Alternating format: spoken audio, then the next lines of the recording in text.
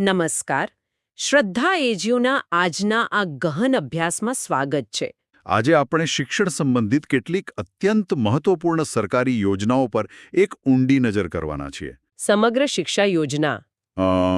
વર્ષ 2018માં આ યોજના શરૂ કરવામાં આવી. તેમ આ અગાઉ ચાલતી 3 અલગ અલગ યોજનાઓનું એકીકરણ છે. એટલે પહેલા અલગ અલગ યોજનાઓ હતી. કઈ કઈ? પહેલા પ્રાથમિક શિક્ષણ માટે સર્વ શિક્ષા અભિયાન ચાલતું હતું. જેને આપણે એસએસએ તરીકે ઓળખતા હતા. બરાબર. પછી માધ્યમિક શિક્ષણ માટે રાષ્ટ્રીય માધ્યમિક શિક્ષા અભિયાન એટલે કે આરએમએસએ હતું. હા, આરએમએસએ. અને શિક્ષકોની તાલીમ માટે ટીચર એજ્યુકેશન નામનો આખો અલગ વિભાગ હતો. જો આ ત્રણેય વિભાગો અલગ અલગ રહીને કામ કરે તો સંકલનનો બહુ મોટો અભાવ રહી જતો હતો. બાળકના વિકાસની સળંગ પ્રક્રિયા તૂટી જતી હતી. એટલે જ આ ત્રણેય મહત્વપૂર્ણ યોજનાઓને જોડીને એક મજબૂત કડી બનાવવામાં આવી, જેને સમગ્ર શિક્ષા યોજના નામ અપાયું. જી. આ ત્રણેયને ભેગા કરવાનો મુખ્ય હેતુ જે હતો કે પાયાથી લઈને છેક ઉપર સુધી બધું એકદમ મજબૂત અને સળંગ બને.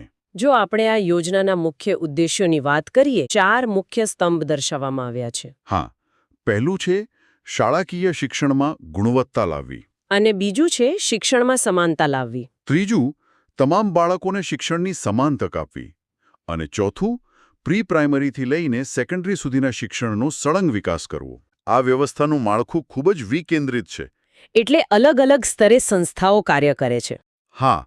રાજ્ય સ્તરે અનુસંચાલન એસપીડી કરે છે. એસપીડી એટલે સ્ટેટ પ્રોજેક્ટ ડિરેક્ટર. જી. State project director. તેઓ આખા રાજ્યની શિક્ષણ વ્યવસ્થાની નીતિઓ પર દેખરેખ રાખે છે. ત્યાર પછી દરેક જિલ્લામાં ડીપીસી હોય છે. District project coordinator. બરાબર. જેઓ પોતાના જિલ્લાની પરિસ્થિતિ મુજબ શાળાઓની જવાબદારી સંભાળે છે. અને વાત જિલ્લા મથકે અટકતી નથી.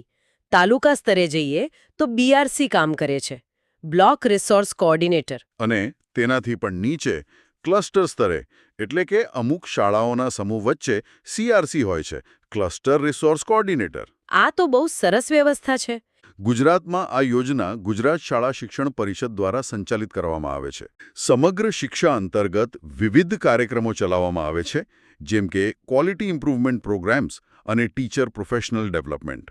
એટલે કે શિક્ષકોએ પણ સતત નવું શીખતા રહેવું પડે. અને બીજું છે એમઆઈએસ અને ડિજિટલ ઇનિશિયેટિવ્સ. આજના યુગમાં સ્માર્ટ ક્લાસ બહુ જરૂરી છે. સાવ સાચું. અને આ યાદીમાં બીજા 2 શબ્દો છે જે બહુ અગત્યના છે. એક છે વોકેશનલ એજ્યુકેશન. હા, વોકેશનલ એજ્યુકેશન એટલે વિદ્યાર્થીઓને રોજગારલક્ષી કૌશલ્યો શીખવવા. અને બીજું છે ઇન્ક્લુઝિવ એજ્યુકેશન એટલે કે સમાવેશી શિક્ષણ. આ બહુ મોટો કોન્સેપ્ટ છે. ઇન્ક્લુઝિવ એજ્યુકેશન વિશે થોડું વધુ સમજાવો. શું આનો અર્થ શારીરિક કે માનસિક રીતે દિવ્યાંગ બાળકોને સામાન્ય બાળકોની સાથે ભણાવવા એવો થાય છે? હા, બિલકુલ એ જ અર્થ થાય છે. દિવ્યાંગ બાળકોને અલગ શાળાઓમાં ન મોકલતા તેમને સામાન્ય બાળકો સાથે એક જ વર્ગખંડમાં બેસાડવા. આનાથી તો બાળકોમાં એકબીજા પ્રત્યે સંવેદનશીલતા અને સમાનતાનો ભાવ જાગે છે. અને જ્યારે આ બધા બાળકો રિસેસમાં મેદાન પર સાથે રમવા જાય ત્યારે ભેદભાવની બધી દિવાલો તૂટી જાય છે. મેદાનની વાત નીકળી છે તો આપણા સ્ત્રોતના બીજા એક મહત્વના વિભાગ તરફ આગળ વધીએ. આ બધું શિક્ષણ મેદાનમાં જઈને જ તો ખીલે છે. હા, કારણ કે આ બધું જ્ઞાન મેળવવા માટે શરીરનું સ્વસ્થ હોવું પણ એટલું જ જરૂરી છે. અને અહીં વાત આવે છે ફિટ ઇન્ડિયા મૂવમેન્ટની. ફિટ ઇન્ડિયા મૂવમેન્ટ 2019માં શરૂ કરવામાં આવ્યો હતો. તારીખ પણ આપેલી છે 29 ઓગસ્ટ 2019. ભારતના પ્રધાનમંત્રી દ્વારા આની શરૂઆત કરાઈ હતી. હા. આનો મુખ્ય ઉદ્દેશ લોકોને અને ખાસ કરીને વિદ્યાર્થીઓને સ્વસ્થ અને તંદુરસ્ત બનાવવાનો છે. ગુજરાતની શાળાઓમાં ફિટ ઇન્ડિયા સ્કૂલ વીક ઉજવવામાં આવે છે. હા, ફિટ ઇન્ડિયા સ્કૂલ વીક. આ સપ્તાહ દરમિયાન શાળાઓમાં માત્ર ભણવાનું જ નહીં પણ બીજી ઘણી પ્રવૃત્તિઓ થાય છે. જેમ કે યોગ, કસરત, રમતગમતની પ્રવૃત્તિઓ અને સ્વાસ્થ્ય જાગૃતિ. સ્વસ્થ શરીરમાં જ સ્વસ્થ મનનો વાસ હોય છે.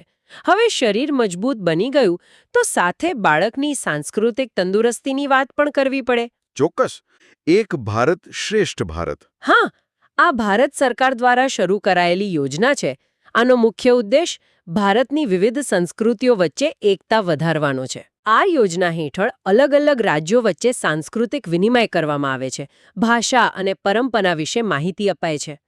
અને વિદ્યાર્થીઓ વચ્ચે પરસ્પર સમજ વધારવાના પ્રયાસો થાય છે. આપણે જોયું કે સમગ્ર શિક્ષા દ્વારા આખું માળખું પૂરું પડાય છે. ફિટ ઇન્ડિયા દ્વારા શારીરિક સ્વાસ્થ્ય પર ધ્યાન અપાય છે. અને એક ભારત શ્રેષ્ઠ ભારત દ્વારા સાંસ્કૃતિક એકતા શીખવાડાય છે. શાળા પ્રોજેક્ટ જે 5 સપ્ટેમ્બર 2017થી શરૂ કરવામાં આવ્યો હતો. હા, આ યોજના મુખ્યત્વે ધોરણ 6 થી 8ના વિદ્યાર્થીઓ માટે છે. આ પ્રોજેક્ટ હેઠળ વિવિધ પ્રવૃત્તિઓ દ્વારા શિક્ષણ અપાય છે. એક છે પ્રોજેક્ટ વર્ક, બીજું છે ડિજિટલ લર્નિંગ, એટલે કે ડિજિટલ માધ્યમોથી શીખવું. અને ત્રીજું એક્ટિવિટી બેઝડ લર્નિંગ, એટલે કે પ્રવૃત્તિ આધારિત શિક્ષણ. આ યોજના શિક્ષણને વધુ રસપ્રદ અને વ્યવહારુ બનાવે છે.